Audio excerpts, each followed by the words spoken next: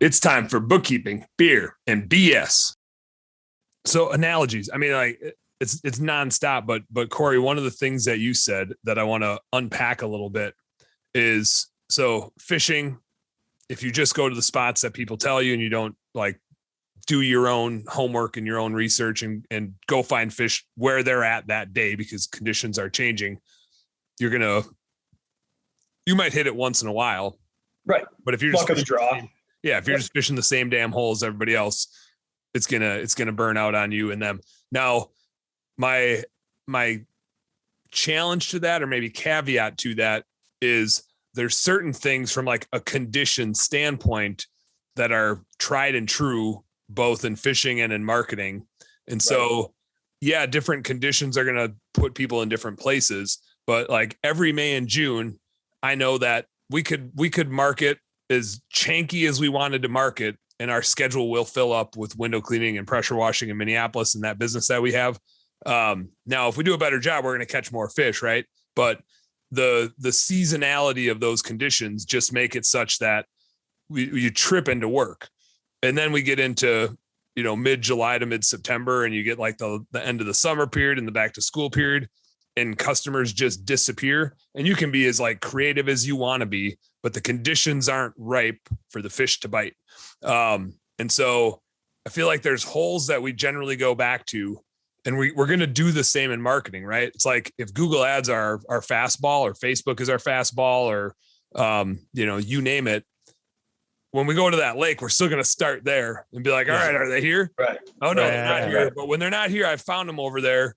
And I'm not giving up because it's my marketing budget and I got to go find clients. So I'm just going to keep like searching around till I find them, but I'm generally going to start in the same spot in that lake until I like prove myself otherwise, because most of the time they're there under these conditions.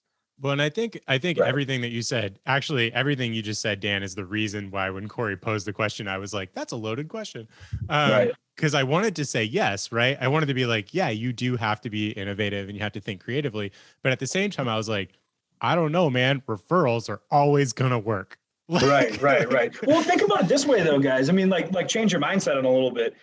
The tried and trues, the things that you wouldn't change because they're the core parts of marketing, that's using a rod and a fishing line rather than using a net or a stick in a piece of grass, right? Think about the fact that you're using leeches and minnows and not peanut butter and pieces of apples, right? Like those are your tried and true elements that you're not going to change because they're the core of what you're doing.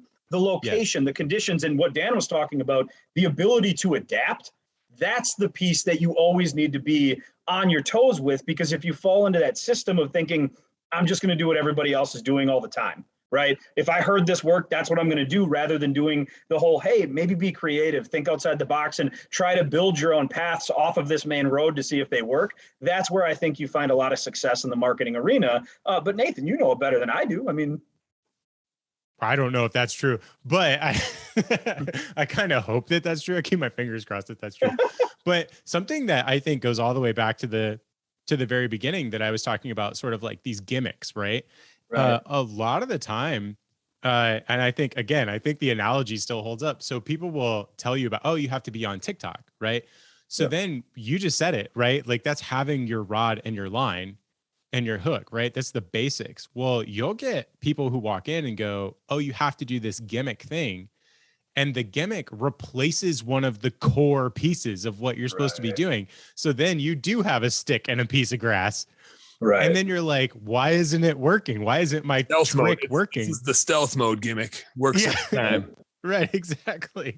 And so it goes back to what you were saying earlier about just being a savvier business owner, right?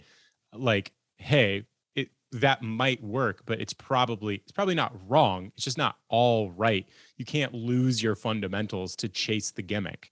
Right. But the gimmick might work in a very specific like, I don't know, a stick might work. Sometimes you got to smack them over the head. I don't know.